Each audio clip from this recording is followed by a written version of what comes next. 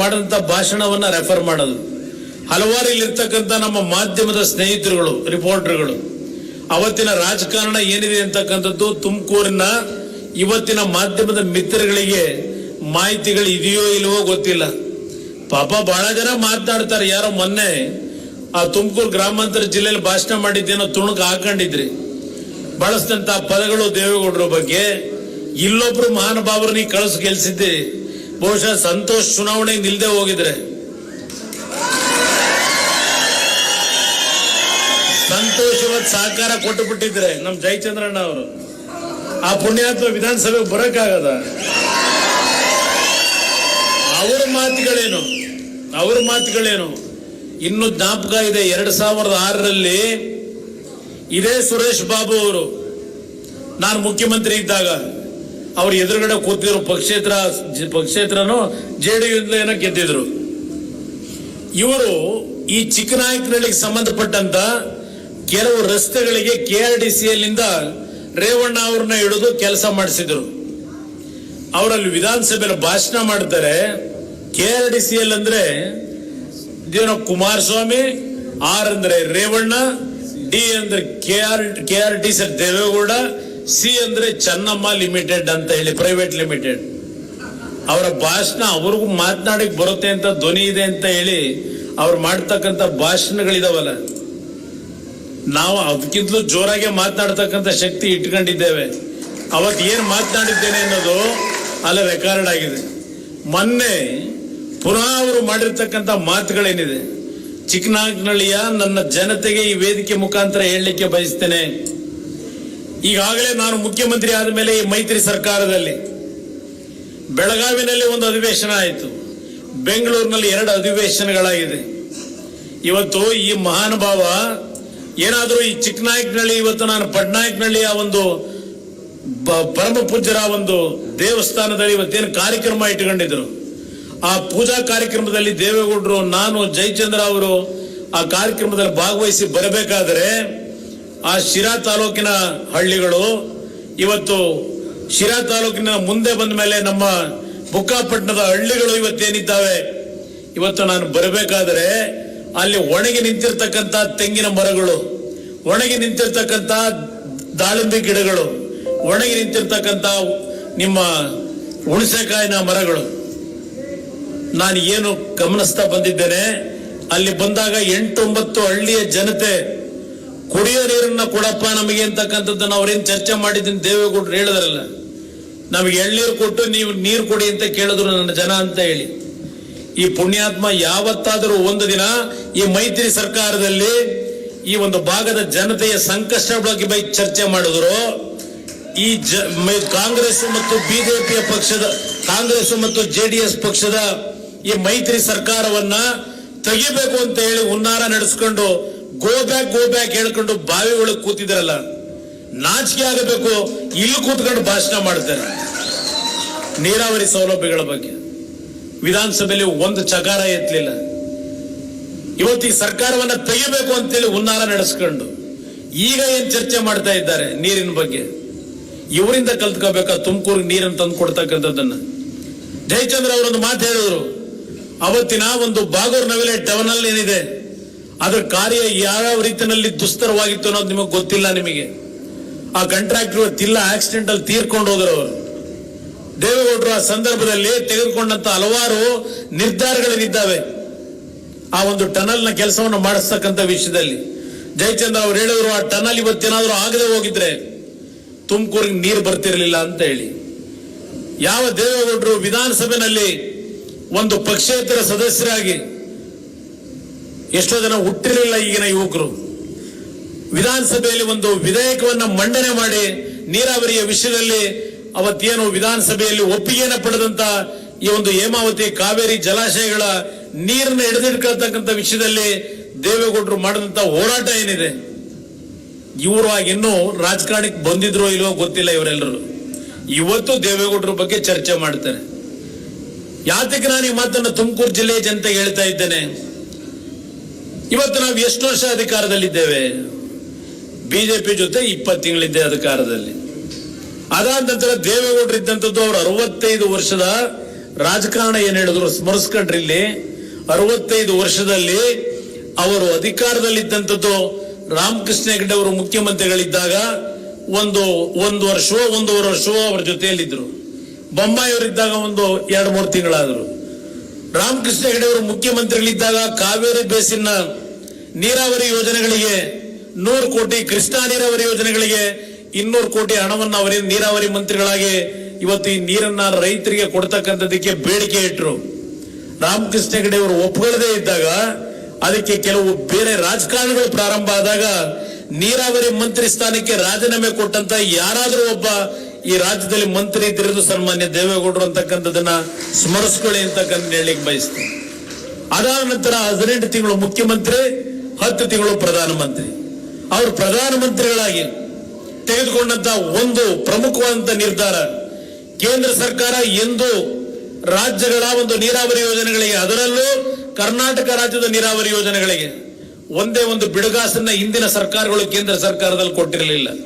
ದೇವೇಗೌಡರು ಪ್ರಧಾನಮಂತ್ರಿಗಳಾಗಿ ತೆಗೆದುಕೊಂಡಂತ ಒಂದು ಪ್ರಮುಖವಾದಂತ ನಿರ್ಧಾರ ಆಕ್ಸಿಲರೇಟೆಡ್ ಇರಿಗೇಷನ್ ಸ್ಕೀಮ್ ಅಂತಕ್ಕಂಥ ಹೆಸರಿನಲ್ಲಿ ಕೇಂದ್ರ ಸರ್ಕಾರದಿಂದ ರಾಜ್ಯ ಸರ್ಕಾರದ ನೀರಾವರಿ ಯೋಜನೆಗಳಿಗೆ ಹಣವನ್ನು ಕೊಡಬೇಕು ಅಂತಕ್ಕಂಥ ನಿರ್ಧಾರ ಮಾಡಿದ್ರಿಂದ ಇವತ್ತು ಕರ್ನಾಟಕದ ನೀರಾವರಿ ಯೋಜನೆಗಳಿಗೆ ಸುಮಾರು 15ರಿಂದ 20 ಸಾವಿರ ಕೋಟಿ ಹಣ ಬಂದಿದ್ರೆ ಅದು ದೇವೇಗೌಡರು ಕೊಡುಗೆ ಅಂತಕ್ಕಂಥದನ್ನ ಈ ಟೀಕೆ ಮಾಡತಕ್ಕಂಥವ್ರು ಇವತ್ತು ನೆನೆಸ್ಕೋಬೇಕಾಗ್ತದೆ. ಯಾತಕ್ಕೆ ನಾನು ಈ ವಿಷಯಗಳನ್ನು ಹೇಳ್ತಾ ಇದ್ದೇನೆ? ತುಮಕೂರಿಗೆ ನೀರು ಕೊಡಲಿಲ್ಲ, ರೇವಣ್ಣ ಅಲ್ಲೆಲ್ಲೋ ಹಿಡಿದಿಡ್ಕತ್ತಾನೆ. ದೇವೇಗೌಡರಿಗೆ ಕೇಳಿ, ನೀವು ಇಲ್ಲಿ ಚುನಾವಣೆಯಲ್ಲಿ ಮತ ಕೇಳಲಿಕ್ಕೆ ಬಂದಾಗ ಮೊದಲು ನೀರು ಕೊಟ್ಟು ಬಾರಪ್ಪ ಅಂತ ಹೇಳಿ, ಏನು ಬಕೆಟ್ ಅಲ್ಲಿ ನೀರು ಹಿಡ್ಕೊಂಬರಕಾಯ್ತದ ದೇವೇಗೌಡರಲ್ಲಿ ಹಳ್ಳಿಗಳಿಗೆ? ನಾನೊಂದು ಸಭೆ ಮಾಡಿದೆ, ನಮ್ಮ ಉಪಮುಖ್ಯಮಂತ್ರಿಗಳು ಶ್ರೀನಿವಾಸ್ ಅವರು, ನಾವೆಲ್ಲರೂ ಒಂದು ಸಭೆ ಮಾಡೋದು. ಆ ಸಭೆಯಲ್ಲಿ ಹೇಳ್ತಾರೆ, ಯಾವೊಂದು ತುಮಕೂರಿಗೆ ಬರ್ತಕ್ಕಂತ ನೀರನ್ನ ಕೊಡ್ತಕ್ಕಂತ ಕೆನಾಲ್ ಇದೆ, ಆ ಕೆನಾಲ್ಗಳಲ್ಲಿ ಜೊಂಡು ಬೆಳೆದು ಮರಗಳು ಬೆಳೆದು ಇವತ್ತು ಕ್ಲೀನ್ ಮಾಡಕ್ಕಾಗದೆ ಆ ನೀರು ಇವತ್ತು ಸ್ವೇಚ್ಛಾಚಾರವಾಗಿ ಹರಿದು ಹೋಗ್ತಾ ಇದೆ. ಅದರಿಂದ ತುಮಕೂರಿಗೆ ನೀರು ಬರಲಿಲ್ಲ ಅಂತ ಹೇಳಿ ಆ ಸಭೆಯಲ್ಲಿ ನನ್ನ ಜೊತೆ ಚರ್ಚೆ ಮಾಡ್ತಾರೆ. ತಕ್ಷಣ ಇವತ್ತು ನಮ್ಮ ಅಧಿಕಾರಿಗಳಿಗೆ ಸೂಚನೆ ಕೊಟ್ಟು ಮುಂದಿನ ನಮ್ಮ ಮುಂಗಾರು ಮಳೆ ಶುರುವಾಗೋದಕ್ಕಿಂತ ಮುಂಚೆ ಆ ಕೆನಾಲ್ಗಳ ಕೆಲಸಗಳನ್ನ ಮಾಡಿ ಇವತ್ತು ಅದನ್ನೆಲ್ಲ ಸ್ವಚ್ಛಗೊಳಿಸಿ ಕೆನಾಲ್ಗಳನ್ನ ಅಂತ ಹೇಳಿ ತೀರ್ಮಾನ ಮೊನ್ನೆ ತೆಗೆದುಕೊಂಡಿದ್ದೇವೆ.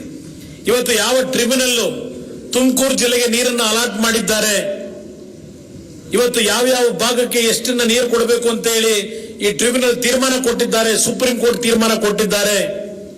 ಆ ಕೊಟ್ಟಿರ್ತಕ್ಕಂಥ ತೀರ್ಮಾನದ ಹಿನ್ನೆಲೆಯಲ್ಲಿ ಈಗಿನ ಸರ್ಕಾರದಲ್ಲೂ ನಾವು ತುಮಕೂರಿಗೆ ಕೊಡಬೇಕಾದಂತ ನೀರಿನಲ್ಲಿ ಸುಮಾರು 1-2 TMC ಹೆಚ್ಚಿನ ನೀರನ್ನು ಕೊಟ್ಟಿದ್ದೇವೆ. ಈಗಲೂ ನಮ್ಮ ಕೃಷ್ಣಪ್ಪನವರು ಈಗಾಗಲೇ 1 ರೌಂಡ್ ತುಂಬಿಸ್ಕೊಂಡು ಈಗಾಗಲೇ ನೀರು ಖಾಲಿ ಮಾಡ್ಕೊಂಡ್ರು, ಮತ್ತಿನ್ನು ತುರುವೇಕೆರೆ ನೀರು ಬಿಡಿ ಅಂತಾರೆ.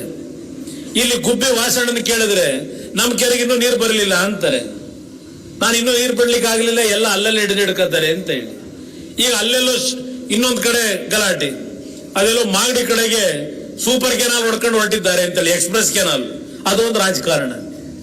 ಇವತ್ತು ನಾವು ತುಮಕೂರಿನ ಜನತೆ ಸನ್ಮಾನ್ಯ ದೇವೇಗೌಡರ ರಾಜಕೀಯ ಜೀವನದಲ್ಲಿ ಯಾವ ರೀತಿಯಲ್ಲಿ ನೀವು ಅವ್ರಿಗೆ ಬೆಂಬಲ ಕೊಟ್ಟಿದ್ದೀರಿ, ನಾವು ಅದನ್ನ ನೆನೆಸ್ಕೊಳ್ಳದೆ ಇರತಕ್ಕಂತ ಸಣ್ಣತನದ ವ್ಯಕ್ತಿಗಳಲ್ಲ ನಾವು. ತುಮಕೂರು ಜಿಲ್ಲೆಯ ಜನತೆ ಹಲವಾರು ಕಷ್ಟದ ದಿನಗಳಲ್ಲೂ ದೇವೇಗೌಡರನ್ನ ನೀವೇನು ಬೆಂಬಲಿಸ್ಕೊಂಡು ಬಂದಿದ್ದೀರಿ.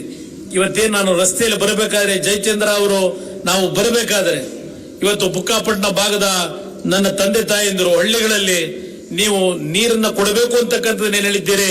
ಜಯಚಂದ್ರ ಅವರು ನಾವು ಈಗಾಗಲೇ ಚರ್ಚೆ ಮಾಡಿದ್ದೇವೆ.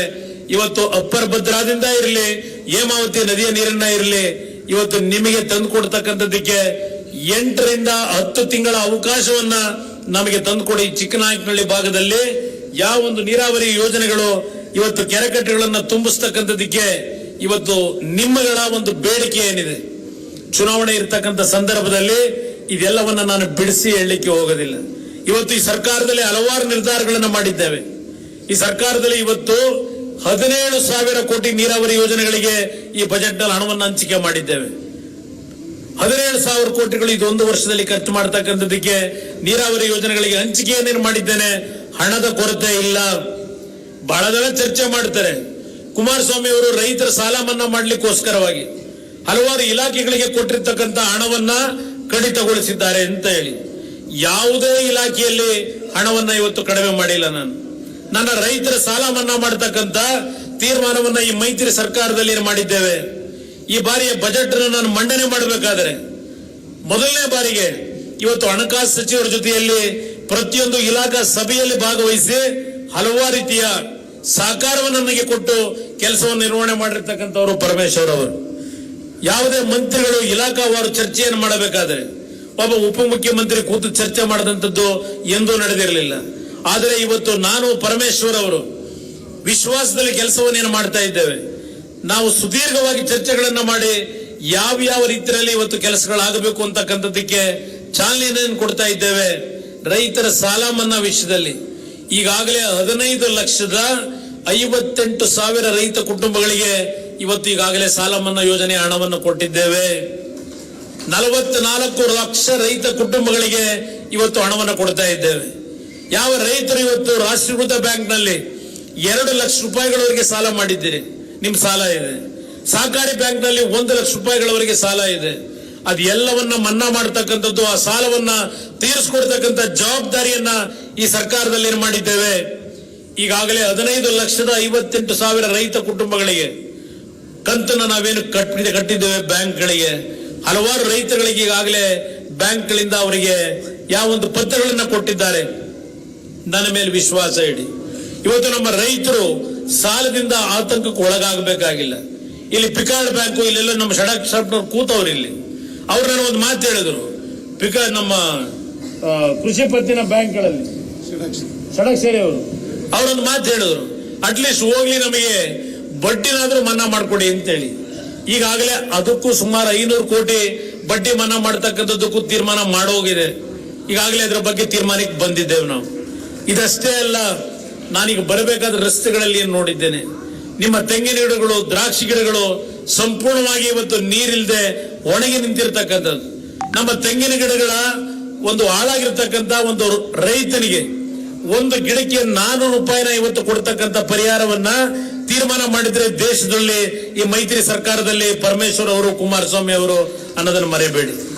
ಒಂದೊಂದು ಗಿಡಕ್ಕೆ 400 ರೂಪಾಯಿ ಕೊಡ್ತಕ್ಕಂಥ ವ್ಯವಸ್ಥೆಯನ್ನು ಮಾಡಿದ್ದೇವೆ. ಗಿಡ ಹಾಳಾಗಿದ್ರೆ ನಮ್ಮ ಜಯಚಂದ್ರ ಅವರು ಒಂದು ಮಾತು ಹೇಳಿದ್ರೆ, ಈಗ ಇಲ್ಲ ಕುಮಾರು 400 ರೂಪಾಯಿ ಸಾಕಾಗೋದಿಲ್ಲ, 1,000 ರೂಪಾಯಿ ಆದ್ರೂ ಕೊಡಬೇಕು ಅಂತೇಳಿ ಕಾರಲ್ಲಿ ಬರ್ಬೇಕಾದ್ರೆ ಹೇಳ್ತಾ ಇದ್ರು. ಇಲ್ಲೇ ನಮ್ಮ ರೈತರ ಕಷ್ಟ ಅಂತ ಹೇಳಿ ಅದ್ರ ಬಗ್ಗೆ ಚುನಾವಣೆ ಮುಗಿಲಿ, ಅದ್ರ ಬಗ್ಗೆ ಏನ್ ರೀಥಿಂಕ್ ಮಾಡಬೇಕು ಅಂತಕ್ಕಂಥದ್ದನ್ನ ಈಗ ಹೇಳಲಿಕ್ಕೆ ಆಗೋದಿಲ್ಲ. ನಾಳೆ ಬೆಳಗ್ಗೆ ಅದಕ್ಕಿನ್ನೊಂದು ಕಂಪ್ಲೇಂಟ್ ಕೊಡ್ತಾರೆ, ಇದಕ್ಕೆ ಚುನಾವಣಾ ನೀತಿ ಸಂಹಿತೆ ಇವತ್ತು ಉಲ್ಲಂಘನೆ ಮಾಡಿಬಿಟ್ರು ಅಂತ ಹೇಳಿ. ನಾವು ಬದುಕಿರ್ತಕ್ಕಂಥದ್ದು ನಮ್ಮ ರೈತರಿಗೋಸ್ಕರ. ನಾವಿವತ್ತು ರಾಜಕಾರಣದಲ್ಲಿ ಉಳ್ಕೊಂಡಿದ್ರೆ ನಿಮ್ಮಂತ ರೈತರಿಂದ ಉಳ್ಕೊಂಡಿದ್ದೇವೆ. ಯಾಕೆ ಹೇಳ್ತೀನಿ ಅಂದ್ರೆ, ಇವತ್ತು ಇಲ್ಲೆಲ್ಲ ದೊಡ್ಡವ್ರು ಮಾತಾಡ್ಬೇಕಾದ್ರೆ ಹೇಳಿದ್ರು, ಆ ಟಿವಿ ಹಿಡ್ಕಂತಾರೆ ಇವ್ರುಗಳು ಹೋಗಿ ಕ್ಯಾಮರಾನ ಹಿಡ್ಕೊಂಡ್ರೆ ಯಾರಿಗಪ್ಪ ಓಟೋದು, ನಾವು ನರೇಂದ್ರ ಮೋದಿಗೆ ಅಂತಾರೆ ಅಂತ ತೋರಿಸ್ತಾ ಇವರು. ಹಳ್ಳಿ ಜನ ಯಾರು ನರೇಂದ್ರ ಮೋದಿ ಹೆಸರು ಹೇಳೋದಿಲ್ಲ. ಯಾರು ಇವತ್ತು ನರೇಂದ್ರ ಮೋದಿ ಏನೋ ದೇಶ ಕಾಯ್ತಾನೆ ಅಂತಾರಲ್ಲ, ಈ 4 ವರ್ಷ ಕಾದಿರೋದು ಆ ಪಾಪ ಆ ಬುದ್ಧಿವಂತರು ಅಂತ ಹೇಳ್ಕತ್ತವೆ. ಆ ಮಕ್ಕಳಿಗೆ ತಿಳುವಳಿಕೆ ಇಲ್ಲ. ಆ ಟಿವಿಗಳಲ್ಲಿ ಬರೋದನ್ನ ನೋಡಿ ನರೇಂದ್ರ ಮೋದಿ ಏನೋ ದೊಡ್ಡ ಅಕ್ಕಪಕ್ಕದ ದೇಶಗಳನ್ನ ಎದುರಿಸಿ ನಡುಗಿಸ್ಬಿಡ್ತಾನೆ ಅಂತ ಹೇಳ್ತಾರೆ. ಯಾರು ನಡುಗಿಸ್ತಾರೋ ಗೊತ್ತಿಲ್ಲ ನನಗೆ. ಆದರೆ ಇವತ್ತು ನನ್ನ ನಾಡಿನ ನನ್ನ ರೈತ ಬಂಧುಗಳಿಗೆ ಮನವಿ ಮಾಡ್ತೇನೆ, ಆ ಪಕ್ಕದ ತಮಿಳುನಾಡಿನ ರೈತರು 2-3 ತಿಂಗಳು ದೆಹಲಿಯ ಜಂತರ್ ಮಂತರ್ ಮುಂದೆ ಕೂತ್ಕೊಂಡ್ರು, ಬರೆ ಬೆತ್ತಲೆ ಕೂತ್ಕೊಂಡ್ರು. ಅಲ್ಲಿ ಹೋಗಿ ರೈತರು ಉಳಿಸು ಅಂತ ಹೇಳಿ ನರೇಂದ್ರ ಮೋದಿಗೆ ಒಂದೇ ಒಂದು ದಿನ ರೈತರ ಬಗ್ಗೆ ಚಿಂತನೆ ಮಾಡಲಿಲ್ಲ ನರೇಂದ್ರ ಮೋದಿ.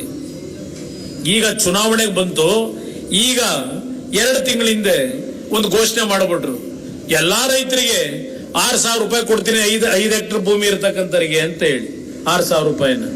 ಹಳ್ಳಿ ಜನಕ್ಕೆ ಕೇಳಬೇಕು ನೀವು, 6,000 ರೂಪಾಯಿ ಕೊಡ್ತೀನಿ ಅಂತ ಏನ್ ಘೋಷಣೆ ಮಾಡಿದ್ರು, ಮೊದಲನೇ ಕಂತು 2,000 ಅಂತ ಹೇಳಿದ್ರು.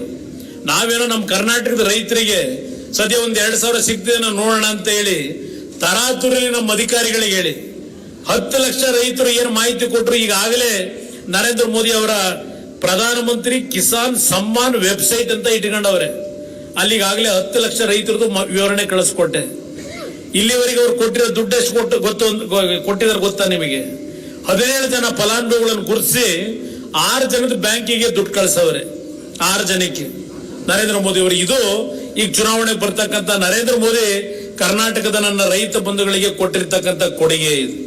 ಇನ್ನು ಫಸಲ್ ಬಿಮಾ ಯೋಜನೆ, ಯಾವನೋ 4 ಜನ ಇನ್ಶೂರೆನ್ಸ್ ಕಂಪನಿ, ಕಾರ್ಪೊರೇಟ್ ಕಂಪನಿಗಳನ್ನು ಉದ್ಧಾರ ಮಾಡಲಿಕ್ಕೆ ನಿಮ್ಮ ದುಡ್ಡು ನಗದು ದರೋಡೆ ಮಾಡ್ಕೊಂಡು ಆ ಫಸಲ್ ಬಿಮಾ ಯೋಜನೆ ಅಂತಕ್ಕಂಥ ಘೋಷಣೆ ಮಾಡ್ಕೊಂಡಿದ್ದಾರೆ. ಇದು ನರೇಂದ್ರ ಮೋದಿ ರೈತರು ಕೊಟ್ಟಿರ್ತಕ್ಕಂಥ ಕೊಡುಗೆ. ಇವತ್ತು ನನ್ನ ರೈತನಿಗೆ ಈ ವರ್ಷ ನಾನು ಅಂದ್ರೆ 2018-19ಕ್ಕೆ ಸುಮಾರು 11,170 ಕೋಟಿ ರೂಪಾಯಿಗಳನ್ನ ರೈತರ ಸಾಲ ಮನ್ನಾಗೆ ಕೊಟ್ಟಿರ್ತಕ್ಕಂಥ ಹಣ 2018-19ಕ್ಕೆ 19-20-20ಕ್ಕೆ ಈಗ ಏಪ್ರಿಲ್ 1ನೇ ತಾರೀಕು ಇವತ್ತಿನಿಂದ ಏನ್ ಪ್ರಾರಂಭ ಆಗ್ತಾ ಇದೆ, ಇದಕ್ಕೆ 13,000 ಕೋಟಿ ಇವತ್ತು ಎತ್ತಿಟ್ಟಿದ್ದೇನೆ ಇವತ್ತಿನಿಂದ ಈ ವರ್ಷದ ಬಜೆಟ್ ನಲ್ಲಿ. ಅಂದ್ರೆ ಸುಮಾರು 24,000-25,000 ಕೋಟಿ ನನ್ನ ರೈತರಿಗೆ ಇವತ್ತು ಕರ್ನಾಟಕದ ಈ ಸರ್ಕಾರದಲ್ಲಿ, ಮೈತ್ರಿ ಸರ್ಕಾರದಲ್ಲಿ ಇವತ್ತು ಹಣವನ್ನು ಕೊಡ್ತಾ ಇದ್ದೇನೆ ನನ್ನ ರೈತ ಬಂಧುಗಳ ಸಾಲಕ್ಕೆ. ಅದಷ್ಟೇ ಅಲ್ಲ, ನನ್ನ ರೈತರಿಗೆ ಡ್ರಿಪ್ ಇರಿಗೇಷನ್ಗಳಾಗಬೇಕು. ಇವತ್ತು ನಾವು ಎಷ್ಟೇ ನೀರನ್ನ ಇವತ್ತು ನಿಮಗೆ ತಂದು ಕೊಡ್ತೀವಿ, ಕೆರೆ ಕಟ್ಟನ್ನು ತುಂಬಿಸ್ತೀವಿ ಅಂದ್ರು, ಒಂದೊಂದು ಹನಿ ನೀರನ್ನು ಇವತ್ತು ನಾವು ಅತ್ಯಂತ ಜಾಗರೂಕತೆಯಿಂದ ನೀರನ್ನ ಏನು ಉಪಯೋಗ ಮಾಡ್ಕೋಬೇಕಾಗಿದೆ.